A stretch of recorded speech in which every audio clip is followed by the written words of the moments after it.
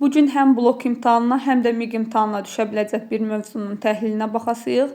Abbas Qulağa Bakıxanovun Hikmətin Fəzilət əsəri. Forma xüsusiyyətlərinə baxaq ilk öncə. Növü epik növdədir. Həyat əks etdirmə üsulu baxımından epik növdə yazılmışdır. Janrı hekayə janrındadır. Mənzum hekayədir. Şeir vahidi beytdir. Soruşsa ki, əsərin sonunda müəllif özünə müraciət eləyibmi? Bəli, əsərin sonunda müəllifin özünə müraciəti var. Gəlin əsərin məzmununa baxaq. Deyir, qədim bir kitabda verilmiş xəbər, İranda bir həkim varmış mötəbər. Ümidi yox ikən onun sabaha belə bir sifariş göndərdi şaha. Deməli, bu həkim haqqında harda məlumat verilir? Qədim bir kitabda. Bu həkimin ümidi sabaha yoxdur. Yəni, burada öləcəyindən xəbərdardır. Ona görə də şaha sifariş göndərir. Gəlin, baxaq gör sifarişdə nədir? Onun üzüyünü böyük hökümdar ən müdrik adama versin yadigar. Deməli, nə vəsiyyət edir hökümdara? Deyir ki, üzüyünü ən müdrik adama versin. Şah bu vəsiyyəti icra edərkən ehtiyat edirdi divanələrdən. Baxın, şah kimdən ehtiyat eləyirdi? Vəsiyyəti yerinə yetirərkən divanələrdən, yəni dəli deməkdir divanə. Dəlilərdən ehtiyat edirdi. Çünki hər dövlətli kasıb hər gəda özünü ən müdrik bilir dünyada. Nəhayət hamını çağırtdırdı şah, onları mətləbdən eylədi agah. Şah hamını toplayır və vəsiyyəti açıqlayır. Həm də şah tədbirlidir. Burada görəsiyik ki, şah tədbirlidir. Dedi, 3 suala istərəm cavab, kim daha düz desə, olsun intixab. Əvvəl ən xeyirli nədir? Müxtəsər. Tamahkar olanlar dedilər ki, zər. Deməli, şah bu üzüyü vermək üçün, ən müdrik adamı tapmaq üçün üstənə sual verir cəmaata. Birinci sual deyir ki, ən xeyirli nədir? Deməli, birinci cavabı tamahkarlar verir. Deyirlər ki, ən xeyirli olan zərdir. İkinci, vergi toplayanlar deyir. Deyirlər ki, xəracdır. Tacirlər də deyirlər ki, alverlə rəvacdır. Vergi toplayanlar dedilər xərac, tacirlər dedilər alver və rəvac.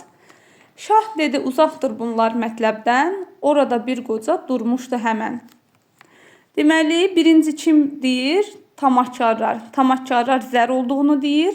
Vergi toplayanlar xərac olduğunu deyir, tacirlər alverlə rəvac olduğunu deyir. Şah bu cavabları qəbul eləmir. Orada bir qoca dayanmışdı. Gəlin, baxaq görək o qoca nə deyir? Söylədi hər şeydən xeyirli hünər. Deməli, birinci sualımızın cavabı nə oldu? Hər şeydən xeyirli hünərdir. Hünərsiz heç bir şey olmaz müyəssər. Yəni, hünərsiz heç bir şeyə nail olmaq olmaz. Şah qəbul elədi, soruşdu yenə, dünyada hər şeydən yaxşı deyin nə? Deməli, şahın ikinci sualı. Birinci sualı nə idi? Ən xeyirli nədir? İkinci sualı nə oldu? Ən yaxşı nədir? Yüksəldi müxtəlif səslər saraydan, şahın razılığı, şadlıq, firavan.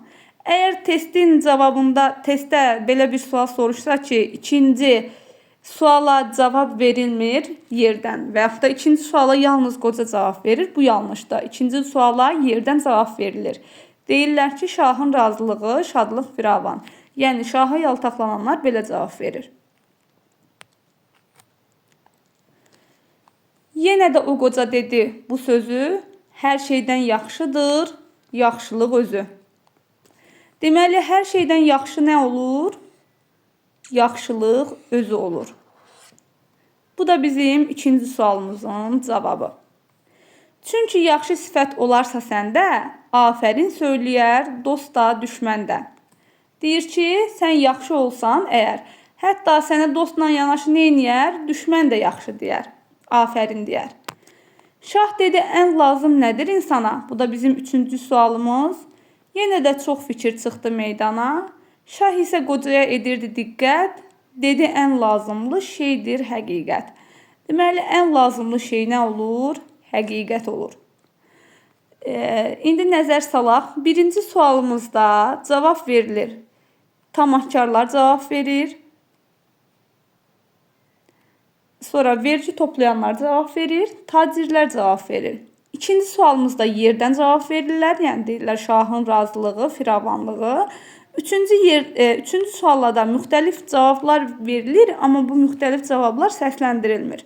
Şah qocaya diqqət eləyir, qoca da ən lazımlı şeyin nə olduğunu deyir, həqiqət. Həqiqət olmasa olmaz intizam, dünya həqiqətlə dolanır müdam. Deməli, nə deyir? Deyir ki, həqiqət olmasa intizam olmaz. Dünyanı dolandıran nədir? Həqiqətdir. Şah qalxıb qocaya eylədi təzim, üzüyü hörmətlə eylədi təqdim. Bu cavabları tapandan sonra şah qocaya üzüyü təqdim edir. Əmr etdi saraydan getməsin bir an, ki alsın hər işdə məsləhət ondan. Əgər testdə desə ki, şah xahiş eləyirdi ki, qoca saraydan getməsin, bu yanlış fikirdir, şah əmr eləyir. Şah əmr eləyir ki, qoca sarayda qalsın, çünki şah ondan neyniyəsidir, məsləhət alasıdır. Nəhayət oldu o şahın vəziri, ölkəni düzəltdi onun tədbiri. Deməli, bu qoca nə olur? Şahın vəziri olur. Onun tədbiri ilə ölkə düzəlir. Nə yaxşı olardı hər ölkədə olaydı belə bir vəzir ilə şah. Burada da müəllifin arzuları, çatdırmaq istədiyi fikir önə sürülür. Yəni deyir ki, hər ölkədə belə vəzirlə şah olsa, dövlətlər yaxşı olardı, firavan olardı. Ey Qüdsi, burada özünə müraciət eləyir, təxəllüsüdür. Hikmətdən varsa xəbərin, yaxşı adamlarda olsun nəzərin. Deyir, özünə müraciət eləyir, deyir ki, əgər deyir, hikmətdən xəbərin varsa, yaxşı adamlarda nəzərin olsun. Yəni, diqqətin yaxşı adamlarda olsun.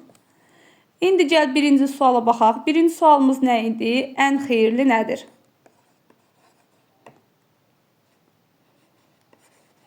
Cavabı nə olur? Hünər. Hünərin olmasa, deyir, heç nəyə nail ola bilməzsən. İkinci sual nə idi? İkinci sual ən yaxşı. Cavabı nə olur? Yaxşılıq özü.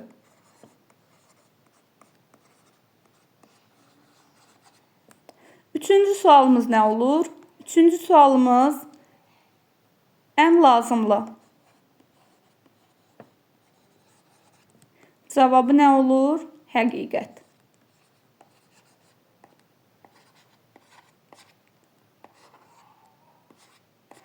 Deməli, birinci suala cavab verir tamahkarlar, tacirlər, vergi yığanlar. İkinci suala yerdən cavab verilir. Üçüncü suala da ətrafdakılar cavab verir, ancaq onların verdiyi cavablar əsərin məzmununda yoxdur. Sadəcə şah qocaya diqqət edir, qoca da cavabın həqiqət olduğunu deyir. Əsərin sonunda da müəllif özünə müraciət edir. Bir də ikinci sualda qoca deyir ki, əgər yaxşı olsan, yaxşılıq eləsən, deyir, yalnız dostlar yox, həm də ki, düşmənlər sənə afərin deyər.